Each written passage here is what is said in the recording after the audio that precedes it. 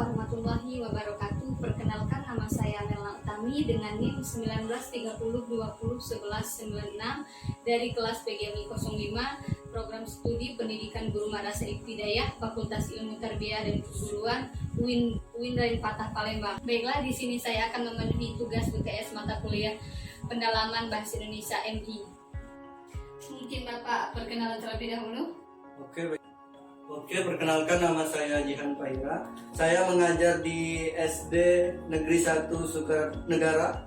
Saya mengajar di pelajaran Pendidikan Agama Islam di kelas 2 dan kelas 3. Boleh Pak, saya mencari Bapak? Iya, boleh, silakan. Baiklah, di sini saya akan mencari Bapak tentang hidup bersih dan sehat. Di sini materi saya hidup bersih dan sehat di rumah. Hidup bersih dan sehat di rumah itu adalah hidup kebersihan itu sebagian dari iman. Nah, menurut Bapak kebersihan itu seperti apa Pak? Boleh dijelaskan sedikit? Oke, kalau kita bicara soal kebersihan itu artinya keadaan bebas dari sejenis kotoran, sampah, bakteri, mikroba, virus, bakteri dan lain-lain yang bisa menyebabkan penyakit. Dan membuat hidup kita bicara soal menjaga kebersihan, itu pernah Rasulullah sebutkan dalam sebuah hadis yang diriwayatkan oleh At-Tirmizi. Sesungguhnya Allah itu suci, yang menyukai kesucian. Dia itu maha bersih, yang menyukai kebersihan. Allah itu maha mulia, yang menyukai kemuliaan. Dan Allah itu maha indah, yang menyukai keindahan. Maka jagalah kebersihan tempat-tempatmu. Jadi, menjaga kebersihan itu bukan hanya tanggung jawab kita untuk menjaga lingkungan kita, untuk menjaga kesehatan kita, tapi juga merupakan kewajiban bagi kita, bagi seorang muslim untuk menjaga kebersihan. Sesuai yang tersebut dalam sabda Rasulullah yang saya sebutkan tadi. Oke, gitu ya Pak.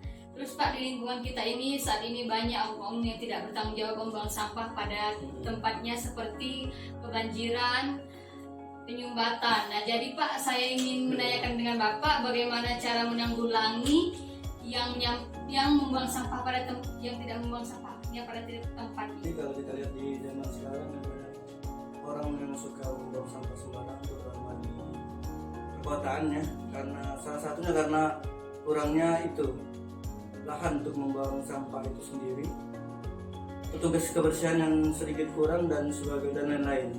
Jadi atau juga itu dari kesadaran masyarakat itu sendiri. Jadi cara kita untuk menanggulanginya sebagai masyarakat sendiri yaitu dengan saling mengingatkan, mungkin ya, dengan tetangga kita bisa ingatkan membuang sampah itu pada tempatnya, atau dari aparat atau pemerintah desa sendiri, pemerintah setempat sendiri bisa melakukan sosialisasi tentang menjaga kebersihan, atau dengan cara lain seperti bergotong royong membersihkan selokan dan sebagainya. Atau untuk yang lebih tegas lagi, kita bisa dari pemerintahnya bisa memberikan sanksi yang tegas untuk orang yang suka membuang sampah sembarangan, tidak menjaga lingkungan dan lain-lain. Itu bisa diberikan sanksi yang tegas. Bagaimana pendapat Bapak orang oknum yang membuang sampah pada sungai? Bagaimana Pak? Boleh dijelaskan sedikit? Oke, menurut saya banyak hal yang menyebabkan hal itu terjadi. Seperti kurangnya tempat pembuangan sampah atau pembuangan akhir tadi kan. Iya. Atau juga bisa berasal dari itu mindset itu masyarakat itu sendiri, tentang cara menjaga lingkungan itu sendiri. Bagaimana cara kita mengatasi hal tersebut, yaitu dengan memberikan sosialisasi, memberikan pendidikan sejak dini. Mulai dari kecilnya, tugas kita sebagai guru ya, itu menjelaskan tentang hal itu, memberikan pendidikan tentang menjaga lingkungan yang baik, supaya kita tetap bisa menikmati lingkungan yang sehat di zaman-zaman yang akan datang. Pak, mungkin Bapak ada tips-tips dan saran untuk teman-teman dan masyarakat di luar sana tentang menjaga kebersihan di lingkungan kita, seperti kebersihan sehari-hari, bahwa kesehatan itu penting dalam kehidupan sehari-hari. Contohnya menjaga menjaga kebersihan di rumah, di sekolah, di halaman, dan di lingkungan. Mungkin Bapak ada yang bisa Bapak share tentang lingkungan di kita sehari-hari, baik di rumah maupun di sekolah? Ya benar sekali, menjaga kebersihan atau kesehatan itu sangat penting untuk kita. Karena manfaatnya sendiri, karena kesehatan itu sendiri mahal. Kalau kita sakit, berapa yang biaya yang harus kita bayar untuk menjadi sehat lagi. Jadi menjaga kesehatan dan kebersihan itu sangat penting. Karena dalam lingkungan yang sehat pasti bersih. Jadi, dan kalau di rumah ya, ada beberapa cara yang biasa kami lakukan untuk menjaga kebersihan di rumah. Misalnya dengan pembagian tugas untuk menjaga kebersihan. Saya kan ada 3 bersaudara. Misalnya adik saya bertugas membersihkan rumah, bersihkan perabot dan sebagainya. Kalau saya sendiri membersihkan halaman, dan adik saya lagi itu tugasnya membersihkan kamar mandi seperti menguras bak dan sebagainya.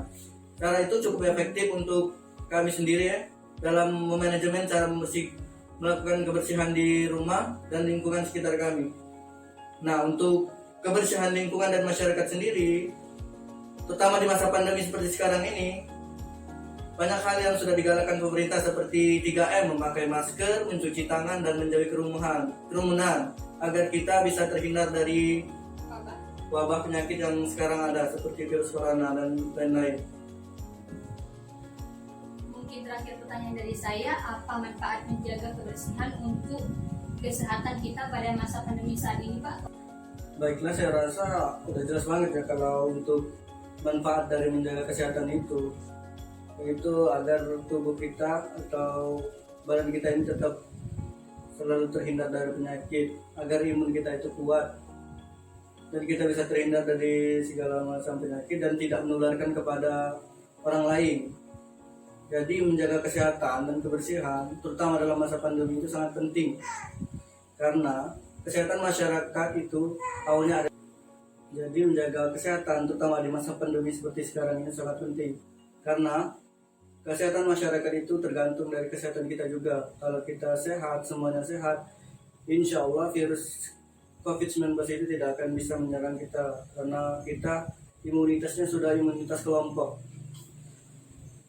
Seperti yang saya jelaskan tadi, banyak hal yang bisa dilakukan untuk menjaga kesehatan, terutama untuk diri sendiri dan untuk masyarakat, seperti yang sudah digalakkan pemerintah, seperti mencuci tangan, jauhi kerumunan, dan memakai masker.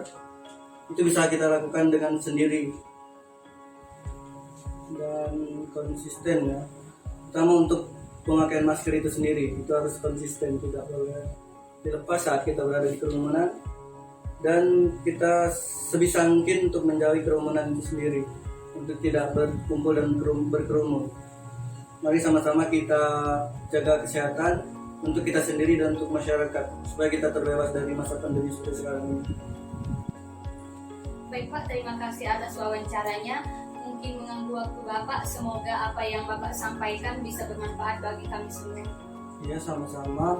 Terakhir pesan dari saya yaitu tetap memakai masker dan patuhi protokol kesehatan. Tetap kita harus pakai masker, jangan lupa maskernya. Mungkin itulah saja wawancara dari saya. Mungkin ada salah kata saya, mohon maaf. Saya akhiri, wabillahi taufiq wal hidayah. Wassalamualaikum warahmatullahi wabarakatuh.